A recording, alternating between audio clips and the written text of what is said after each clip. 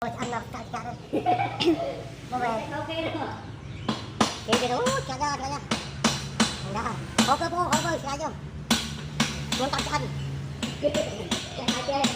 Hả? Đứng đây nè, lên bị cứng bây giờ. Ăn nhiều cái nào hoặc là cái bụi muôn, cái chân cái luôn nó không nha. Không. Ai cái hết. Bà chế đây đầu tiên thấy chiên các bạn. Thấy chiên ra nha. Thấy chiên thì cái nó chiên thấy cũng. Cái tay cái tinh không như con tóc à, bộ không như cái đạp đấy xíu thôi nha, thì này đâu thì thấy lâu đấy chứ này, thấy thấy lâu quý ăn vào đầm miếng xì chân này, nhưng mà lại xì rồi.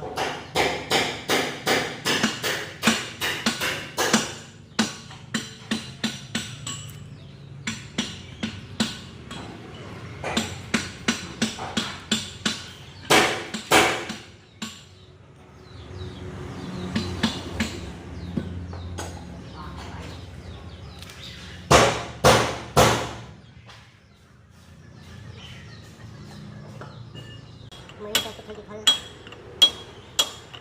mà tôi xin cái mong cái gì cái cam là hiện việc tức là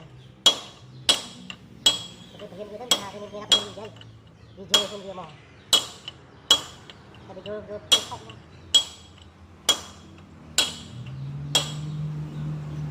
cái được vạ này rồi cho cái nó mất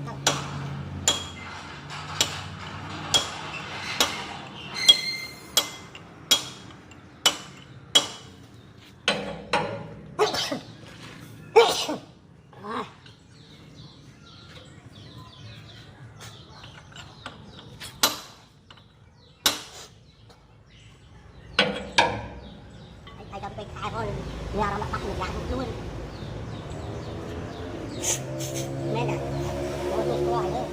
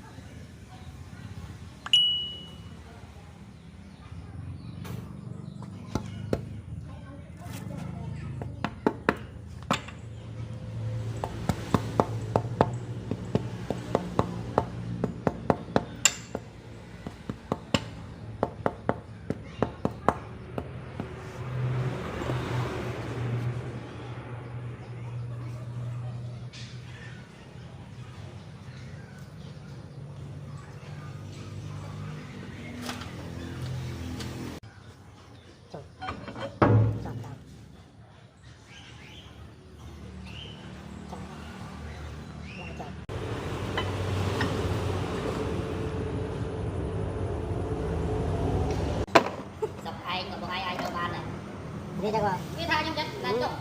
Trai biết tha nhầm chứ. Trái cái nhà được ca cam tới chọc tiền. Trái đang trai về cho trai bắt nồi. Cam bảo cho bọn 100 ban nồi thì bọn ai nhưng 100 chôn đi nát chọc tiền. Đây đá bọn ai bắt chọc tiền. Đúng đấy chồng. Tôi mới mến tặng đây đi, bọn đây nó tan này đắng thật tinh mau để chị bay mến đi. Ở đây còn gì đặc biệt mà. Nhưng mà tình chưa đi. Thằng nó ơi, chắc cái thằng nó ơi, chưa mày. Chưa rồi. Còn đâu ạ. Đây coi cái gì đó có nó. Mà sao mà tắt cái gì cho ta Bộ bay cái nát. Chưa taxi đó. Chưa taxi cái ông bà xe đó. ហើយ ព្រោះបាត់តាមតាមយ៉ាងណាទី